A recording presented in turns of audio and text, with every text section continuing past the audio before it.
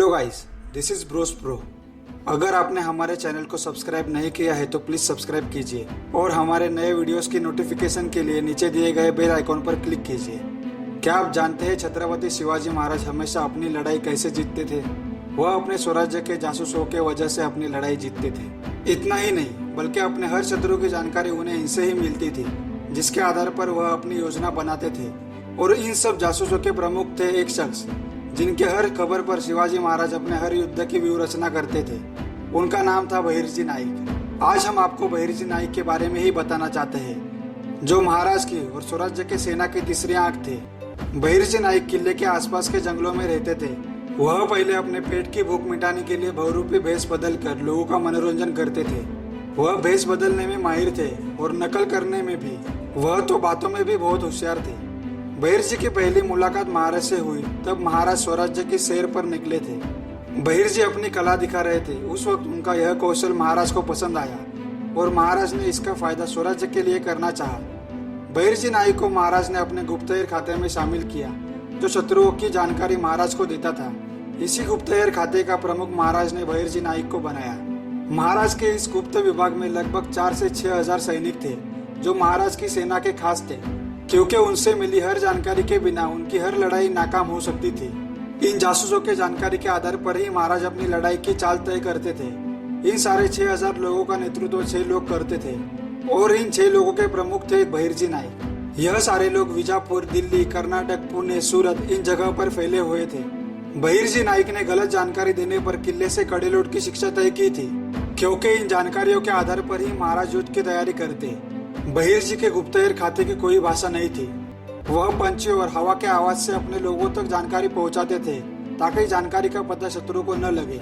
महाराज किस मुहिम पर जा रहे हैं, इस बात का पता सबसे पहले बहिर्जी को होता और फिर वह और उनके लोग वहां के इलाके की और शत्रु की हर एक बात और चाल का पता लगाते थे और उस खबर को महाराज तक जल्द से जल्द पहुंचाते थे। बहिर्जी नाईक किसी भी फकीर, वासुदेव, कोली, संत आदि भेष बदलने में माहिर थे।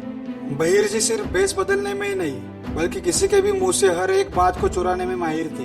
वह औरंगजेब बादशाह और आदिल शाह के मुंह से भी बात चुराते थे, वो भी उनके महल में जाकर।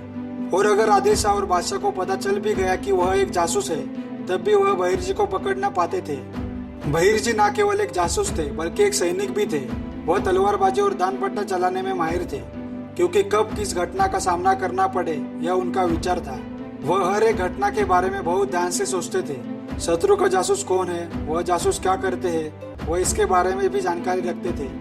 बहिर्जी दुश्मन तक गलत अफवाहें कैसे पहुंचानी है ये भी अच्छे तरह से जानते थे, और यह काम बहिर्जी और उनके गुप्तहेर खाते के लोग बड़ी सफाई से करते थे।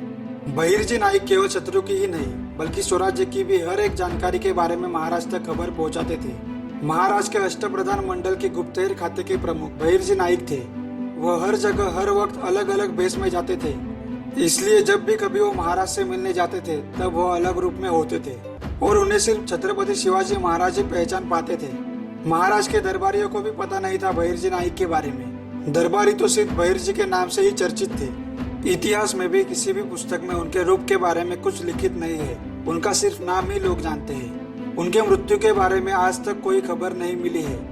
ऐसा कई लोगों का मानना है कि भोपालगढ़ पर जासूसी करते समय उनकी मृत्यु हो गई, और कईयों का यह भी कहना है कि लड़ाई में जख्मी होने पर भोपालगढ़ आने के बाद महादेव मंदिर में महादेव के चरणों में उन्होंने अपने प्राण त्याग दिए। जिन इतिहासकारों ने गुप्तहेर जासूस के बारे में पता किया, उनके लिए उन्होंने एक सूत्र बनाया है कि जासूस मतलब गुमनाम नाम। जब तक एक जासूस गुमनाम रहता है तब तक वह सफल रहता है, और बहिर्जी आखिर तक गुमनाम रहे। इसी कारण उनके मृत्यु का भी किसी को ज्यादा पता नहीं है, यानी कि उनकी मृत्यु का उत्तर इतिहासकारों के पास भी नहीं है। बरुणगढ़ महाराष्ट्र के सांगली जिले के खानपुर तालुका में एक किला है। यह किला महाराष्ट्र के सांगली जिले के पूर्व की तरफ है। यही सोलापुर जिले की शुरुआत है। वहाँ उस किले में बहिर्जी नाईक की समाधि स्थित है। बहिर्जी नाईक जैसा जासूस न कभी हुआ है न कभी होगा। बहिर्जी नाईक पर बाजिंद नाम की किताब भी है। अगर आप यह किताब खरीदना चाहते हो तो हमने उसकी लिंक डिस्क्रिप्शन में दी है। अगर आपको हमारा यह वीडियो पसंद आया हो तो प्लीज लाइक और शेयर जरूर कीजिए।